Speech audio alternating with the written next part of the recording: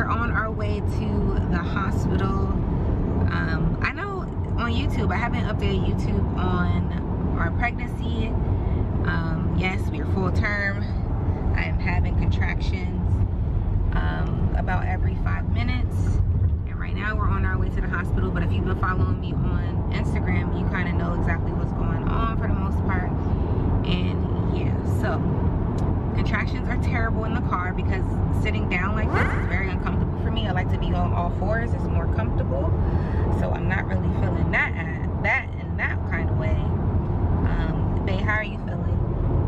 I'm good. Ready to go. Are you excited to meet your daughter? Yes. So yeah, so we're on our way to the hospital, and yeah, keep you guys posted. And yeah, so it kind of sucks because I really don't want to get my cervix checked, but I'm gonna have to as soon as we get into triage. I already know. Yeah, so I don't know what it is about getting that checked. I just don't like it. It's just not my thing. Not that it hurts like super bad, but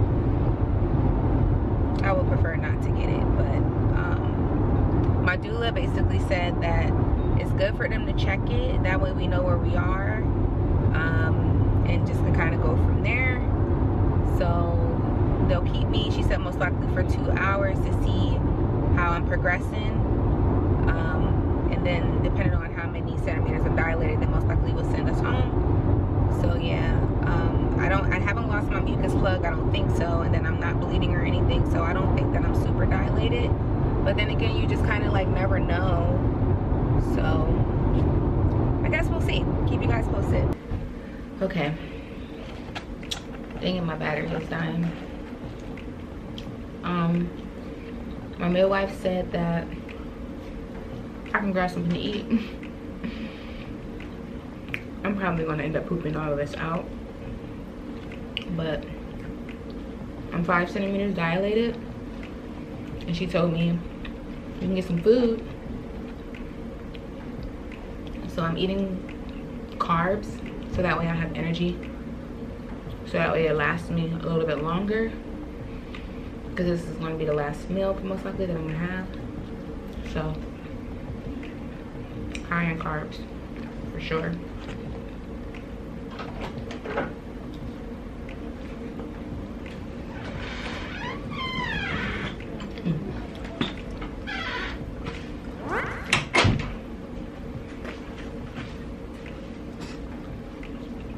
Did you bring the other battery?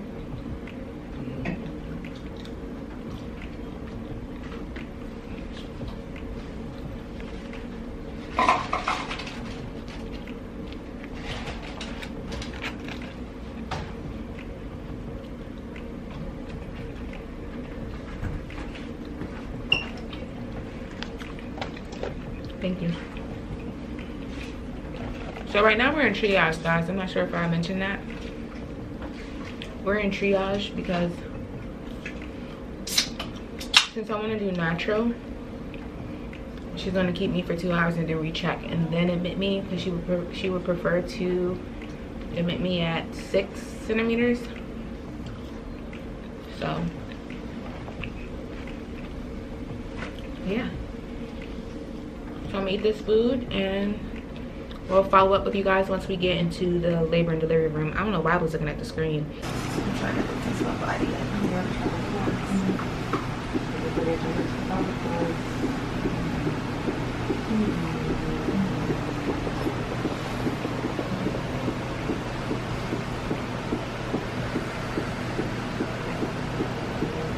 I wanted to jump on here really quick and just kind of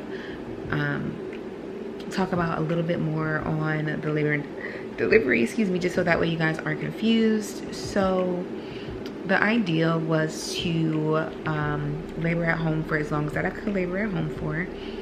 Unfortunately, since this is my first child, I really didn't know like what to expect. I didn't know like if the contractions were even contractions or if they were even Braxton Hicks, because everyone was always like, well, when you experience those contractions, you'll know. And I'm like, okay, so where are they? Anyway, so I was in labor for about 3 days. Friday the 11th, August 11th is when I really start feeling like the contractions. They felt a lot different. It was waking me up out of my sleep. It was almost kind of like knocking the wind out of me a little bit, almost like someone was sitting on my chest, like that weighted feeling. And I'm like, okay, these have to be contractions. But again, they were kind of like sporadic. They weren't like close together or anything like that. So I was in labor for a really long time. And on Sunday, they just kind of just started picking up a lot faster and a lot longer. So, and a lot more closer together. So we ended up getting to our room, L&D. By the time we went to triage, I was 5 centimeters dilated, which you guys probably already seen that already. But when we got into our room, that's when things kind of took a turn, right? So when we got into the room, I was still, you know, just kind of fighting through those contractions. I was on the yoga ball. I was just, you know, meditating and surrendering my body to the contractions. And my doula wasn't there yet. She was on her way. She was like, you know, like, I was telling her that, you know, I was thinking about getting an epidural only because I was tired. I was in labor for 3 days prior to this. And I was just kind of, I guess, nervous that I wasn't gonna be able to push. So I was like, you know, I'll just get the epidural just so that way, you know, at least I can rest, because I was already in labor for 3 days. And that was what I had in my mind. Now this is when things took a turn. So I didn't wait for my doula to get there when I got the epidural, which was a big mistake. Part of me wishes I never did it, but I mean, it is what it is. So I ended up getting the epidural, and because I have scoliosis and the placement where they needed to put the epidural, I have what's called an S-curve.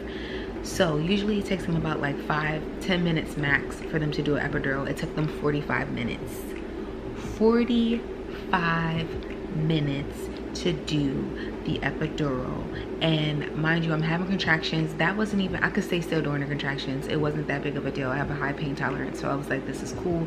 I can stay still. I was mainly concerned because your girl thought she was gonna be paralyzed, right? I was getting this bad pain in my neck, and I was like, something's not right. And then every time she told me to let her know, like, if I was getting a pinch on the left or if I was getting a pinch on the right, and she just could not find the placement wherever, like, they had to put, I guess, like the catheter of the epidural in.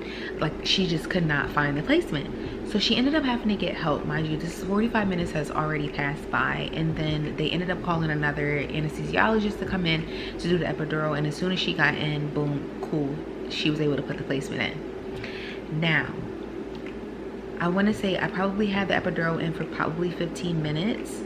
And as soon as they put the epidural in, 15 minutes later, I ended up having a contraction. I wouldn't even say 15, maybe an hour. I think maybe it was an hour. I ended up having a contraction that lasts for about 10 minutes. One contraction. It was squeezing my baby and putting me through stress, right? So that one contraction that lasted that long jumped me from 5 centimeters to 8 centimeters in that one contraction, which was crazy, right? So ideally, the goal for me to get the epidural was just to take a rest, right? So it was just crazy. A lot of nurses during this time when I had that long contraction, like, it was like 7 or 10 nurses and doctors running in and out of the room.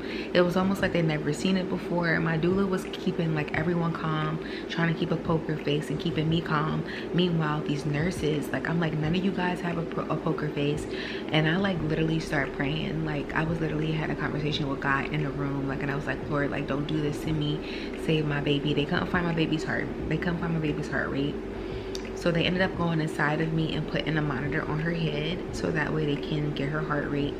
And it went from literally nothing to 147 beats per minute. Is it per minute? Whatever. You guys know what I'm basically trying to say. So they ended up doing that, and then they gave me a shot to completely stop my contractions. And then everything kind of calmed down, but they were like monitoring me very closely because like that was super duper scary, right? So then after that, I was able to rest. I didn't really rest for 45 minutes, and then they ended up turning my epidural completely off because they were too afraid to give me Pitocin to start back up my contractions. So they basically just turned off the epidural, and that way my body can start contracting naturally. So I feel like I just got an epidural for no reason, because I mean, it was literally just a rest for 45 minutes, and then it was game time. So I ended up feeling everything, of course, which was fine, because honestly I was planning on doing a natural birth anyway. And yeah, so what you guys will see in the next clip is basically me contracting, I think at 9 centimeters. And yeah, so I was contracting at 9 centimeters, and the contractions did hurt, but my doula was doing something with the reboza fabric. I'm probably saying that wrong. And oh my goodness, the pressure point on my back felt freaking amazing. And this was actually really helping me get through those contractions. And even when I was contracting, my husband was also doing pressure points when I was able to stand up and when I was able to be on the aerobics ball. They had me in literally every single position, the cowgirl position, all type of positions. It was pretty crazy. So it was time, when I hit 10 centimeters, obviously it was time for me to push, but my baby was mainly on the right side of my pelvis in the birth canal, and they had to move her over. So when I was having contractions, the midwife was literally moving her head over so that way she could be centered to come down the birth canal. Now my intentions was that I didn't want a cesarean. I wanted to avoid a cesarean at all costs. I did not want to get that. And honestly, I think because of my body, because of like everything happening so quickly, honestly I don't even think they would have had time to do it anyway. So yeah, so they ended up you know, pushing her over, and then she was centered in order for me to push. So I did end up having her vaginally. But yeah, so I'll go ahead and let you guys finish up the video, and yes, let's go back to the clips.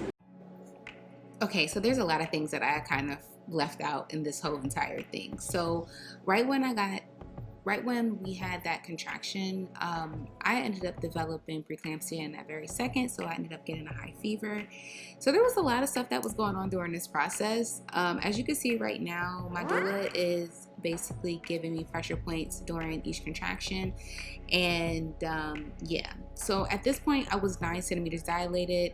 And honestly, I don't think, in my opinion, everyone is different, I don't think that the contractions were that bad,